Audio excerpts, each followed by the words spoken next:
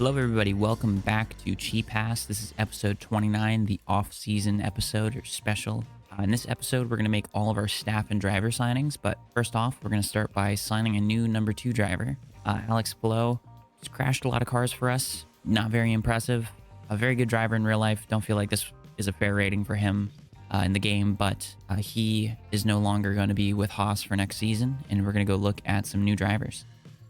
Right in front of us, we have a list of a bunch of drivers that we have scouted, some more attainable than others.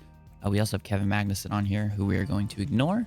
2.45 or 49 for Guan Yu Zhou, or Zhou Guan Yu. He is not going to be on our list because we can only spend 1.75 maximum. That is signing bonus and salary to the driver that we are trying to sign. So that basically is going to make sure that we can't get Zhou, Albon, Gio, Mick Schumacher, Logan Sargent. We could probably get Logan Sargent, but there are 2 candidates I'm looking at the moment, and it's not Nico Hulkenberg. It is Liam Lawson and Felipe Drugovich. Along with those 2, we also have a Yuma Iwasa who won the F2 championship, so we're going to star him as well. Between these 3, we only have 1 driver we can approach first. And there's a driver that I want a little bit more than the others, and that is Liam Lawson. So for Liam Lawson, this is going to be our first offer to him. We're going to spend only 1.3 actually. 1.3 million to him, 120,000 signing bonus, 10th place bonus of $15,000, and we're going to send this one in.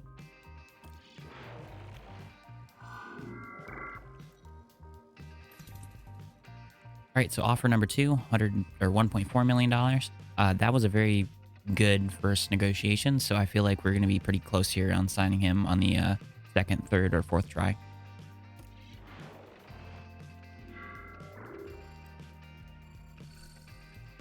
Wow, I was not expecting to sign him, but we're going to have a new second driver. Welcome to the team, Liam Lawson.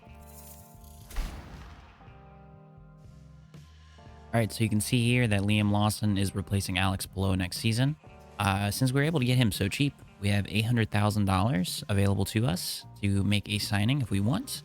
And I actually just realized Kalen Frederick started off with us at a 56 rating. He has only gone up to a 61. That's a 5 overall increase, which is good. But that means next season, if we keep at the same pace, is going to be about 66, which isn't that great. So we can actually look at maybe trying to sign somebody to replace Kalen Frederick, and I do actually have somebody in mind. All right, so this is Jack Crawford. Jack Crawford is not only 7 rating better than Kalen Frederick, but he's also 3 years younger. So I think we can approach him to sign him, and he's also American, which plays into our team. So he can sit as our reserve driver, and maybe if he gains those 5 ratings for next season, like Frederick did this season, we can actually maybe promote him to the full team for not this upcoming season, but for the season after. All right, so this is our first offer to Jack Crawford. We have offered him exactly $100,000 more than we offered Kalen when Kalen accepted as a 56 rated. So we're going to see how he feels about this first offer. All right, so we're stepping up our second offer. We're going to offer him $640,650 total. We're going to see how he feels about that. All right, offer 3, we're sending this in, $750,000 total. All right, so this is going to be our final offer. I don't think he's going to accept this one. Wow, was not expecting that. So we have a new reserve driver who is going to be sitting in the car for a year, or he's going to be in the reserve position for 3 seasons. And we're going to see if we can get him to grow into a potential candidate for a race seat. Welcome to the team, Jack Crawford.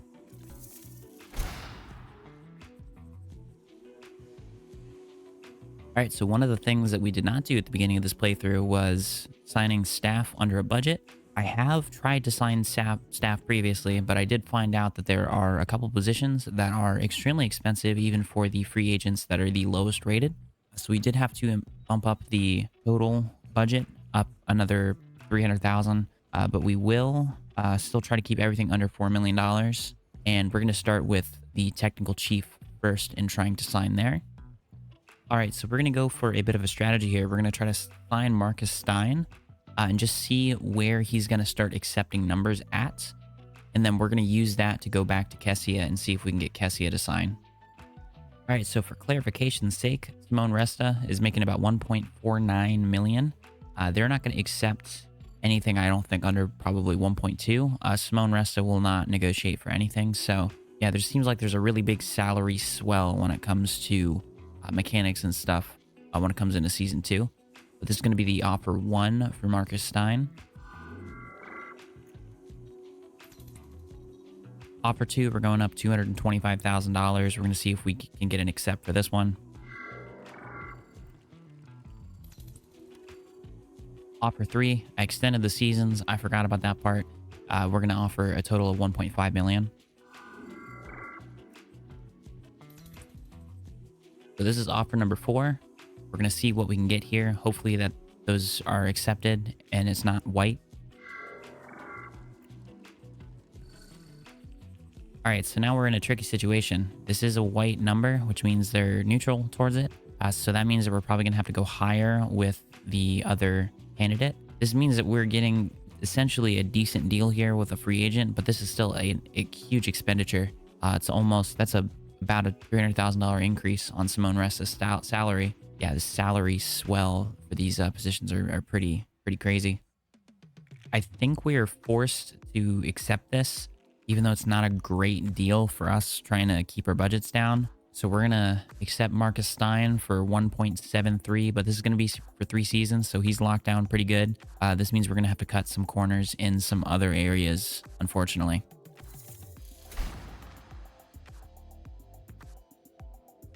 All right, so you can see we have Marcus Stein starting as our technical chief for next year. We're actually going to skip doing our head of aerodynamics just to get him to stay at his current contract. I don't think we're going to be able to sign anybody for cheaper. So we're going to let his contract run out, and then we're going to have to sign a new person next year. But we will sign 2 new race engineers and try to reduce their salaries at least on this side. So we're at least better towards the budget rather than getting completely under it this season.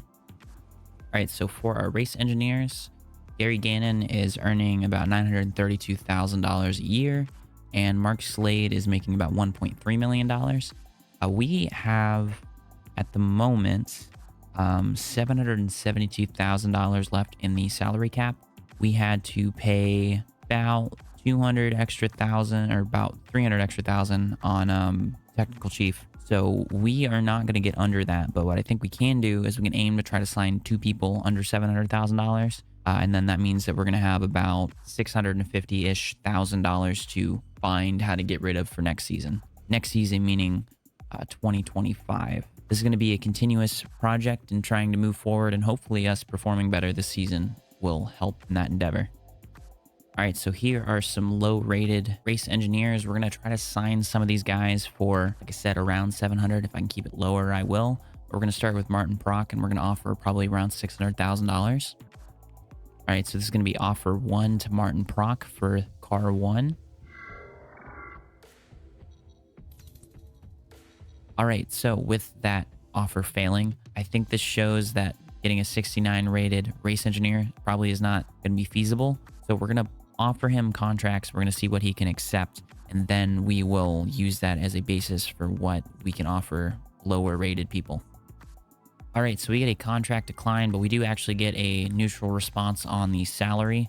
$1.1 million for a not very highly rated race engineer. So I think we're going to have to scrape a little bit further down the barrel and see if we can find some probably 60 rated race engineers. All right, so here's a group of 4 race engineers. They're all F3. They're low 60s, and one guy's actually in the 50s.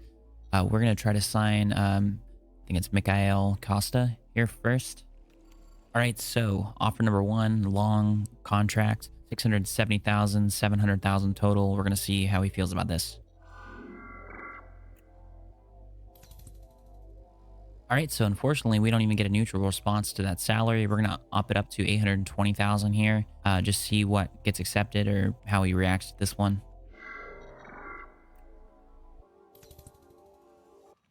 That is another decline. We're gonna offer 950,000 total over 4 years. Just see what the response is.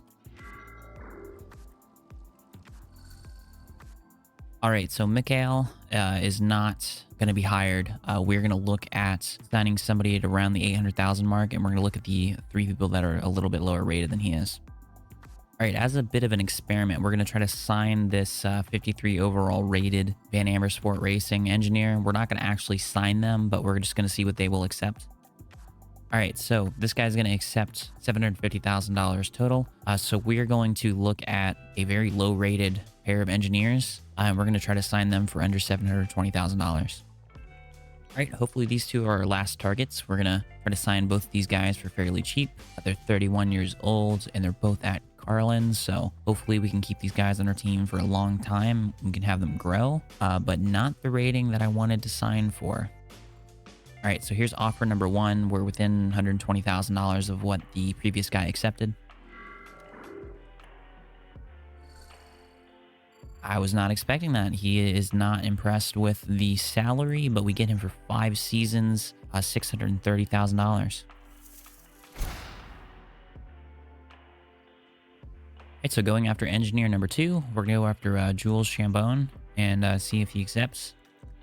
All right, so we're going to come in with a lower offer than what previous guy accepted. Going to be $575,000 total.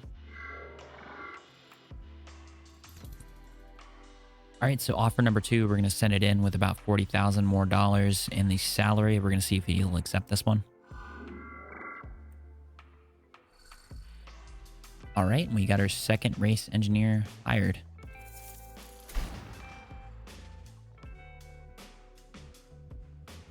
All right, you can see on the staff screen, we have Jules Chambon starting as the race engineer for next season. And then we have Neil Hodenot on the other side of the pit wall.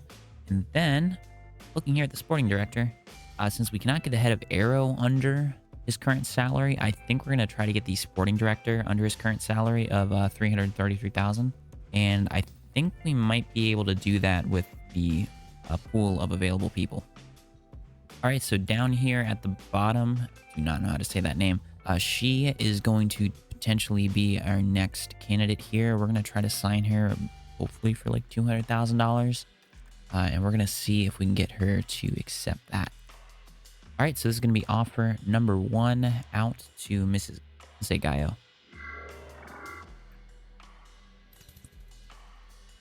All right, so she declines the $200,000 or $210. We're going to give her $240. Let's see what she thinks. And that is a contract accepted. We have saved a little bit more money. All right, so we've decided to max out all our sponsorship obligations. We're going to get the most amount of money because that is the Cheap Haass thing to do. So we're going to confirm this. And our sponsorship value is $109 million. Yeah, and we're going to get $3.145 million a race.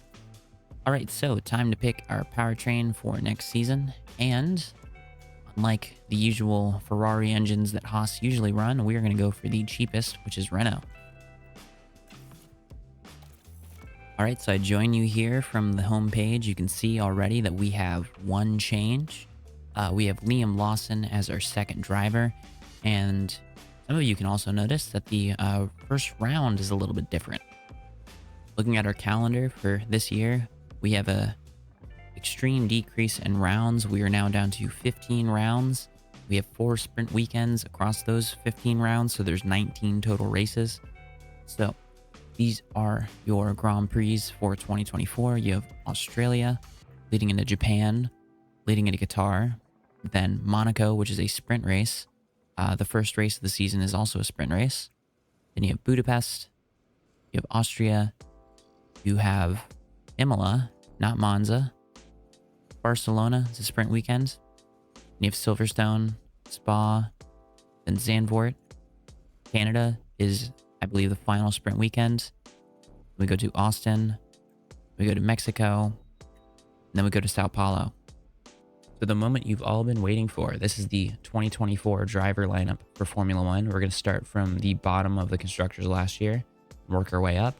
You've got Alfa Romeo. They keep Valtteri Bottas, very good signing, keeping him. And then we have Yuki Tsunoda, pairing him. Guan Yu Zhou has left. He's moved elsewhere. This team did not score a point last year.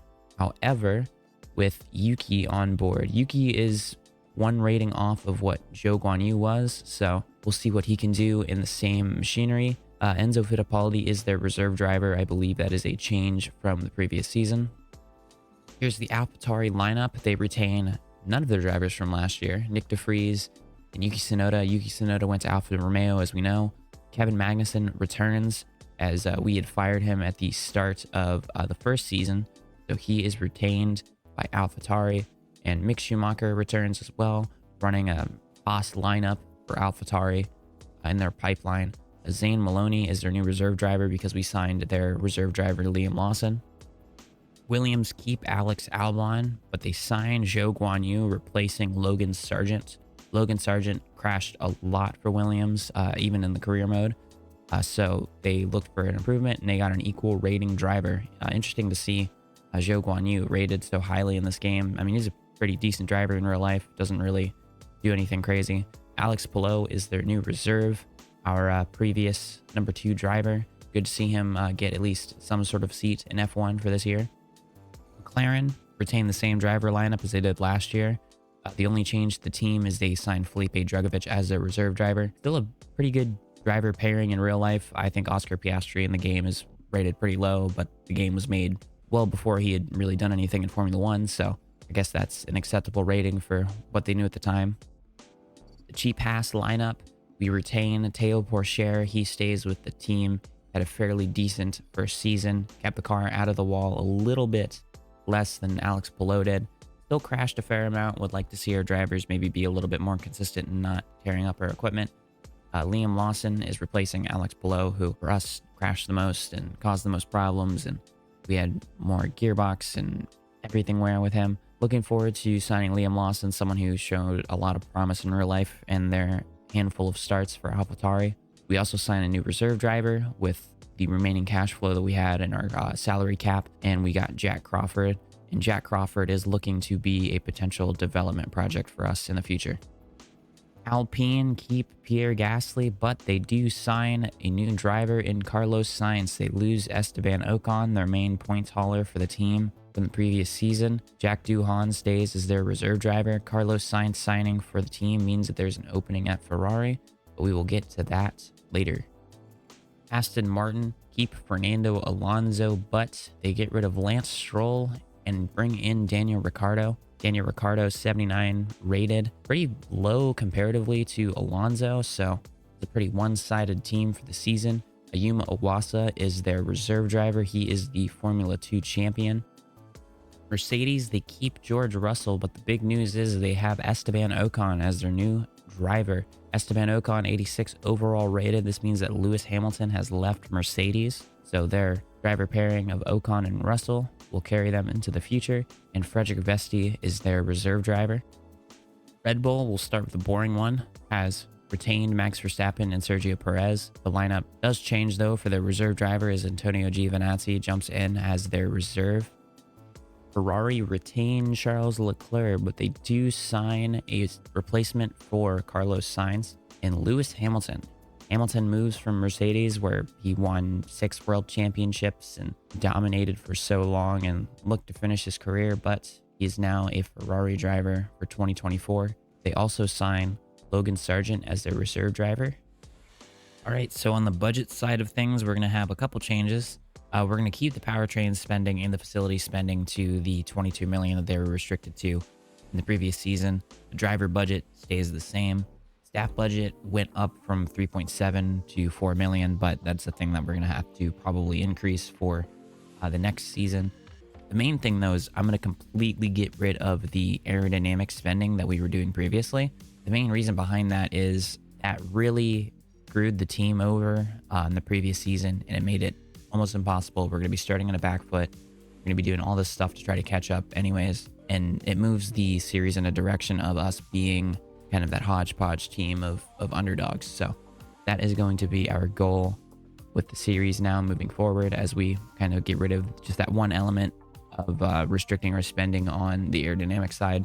But it does give us a lot of capital to work with for next season. We will still have to be pretty smart with how we handle certain elements going forward, especially with the drivers. We have a reserve driver who's on a fairly fat wage, so we're going to have to look at that at the end of the season, kind of whether or not we spend the money to promote him or if we just get rid of him. But yeah, the short season should be more fun for the championship. Championship should be way closer. Lewis Hamilton at Ferrari, so we're going to have two really good drivers at Ferrari and two really good drivers at Red Bull battling for the championship. 19 point scoring opportunities with the 4 sprints and the 15 Grand Prix. It should be a pretty interesting season going forward. But if y'all enjoyed that, like, comment, subscribe, all that YouTube stuff. Hope you have a good rest of your week, and peace.